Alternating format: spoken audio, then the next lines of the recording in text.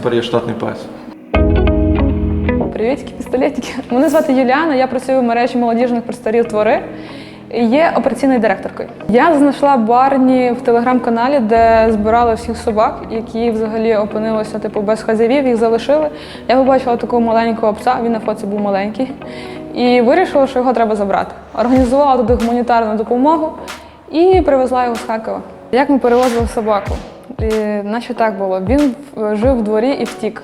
І коли у нас є Олександр на Мрії, він возить зазвичай гуманітарну допомогу. Він туди приїхав, а цей пес, він просто вийшов з двора, і він мені дзвонить і каже: Юліана, он здесь лежит, я и 3 женщины не можем его запхати в машину.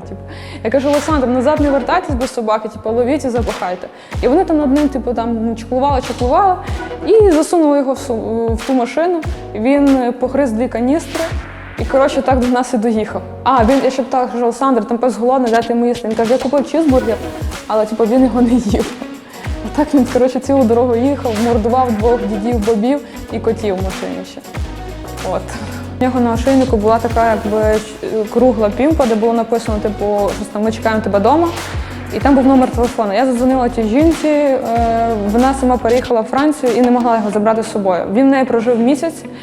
А Барні перед тим забрали волонтера, він жив в Араба на балконі. 9 місяців чи рік він за ним не дивився, не годував, і він дуже занепав. Він був недоглянутий, худий, і волонтери передали цим жінкам, а вони його теж лишили. Я сказала, що дивіться, ця собака тепер в мене, розкажіть щось про нього, який в нього характер, чим ви його годували, чи прививали, всякі такі різні речі. І вона, до речі, дуже плакала. Вона сказала: я прям в шоці, що хтось за ним буде так дивитися. Це мене дуже розчулило. Якщо чесно, я декілька разів навіть ридала, тому що я до останнього думала, що я його віддам. Тому що це тибетський мастиф, собака реально дуже вперта, треба мати досвід, щоб з ним жити. І я плакала, думала, що я його віддам в якесь село або в будинок, якийсь, де є великий двір.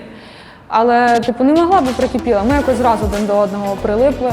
І я передумала. Чоловік мій був не дуже радий, бо, щоб ви зрозуміли, я з ним не радилася. Я просто сказала, що Костя, це війна. Це час прийняття швидких рішень, у нас буде собака. І він приїхав і казав: Юліана, то ціле теля, так бути не може. І, так ми з ним живемо. Він адаптувався, що не ходить на роботу, гуляє там такий-то час. І, йому класно, я думаю. Йому рік і 4 місяці, день народження 4 січня, і він важить 35 кг. Він може бути до 60 кг, тому я купляю цю рулетку до 75 кг. Якщо він виросте ще більший, то що, я мала запас.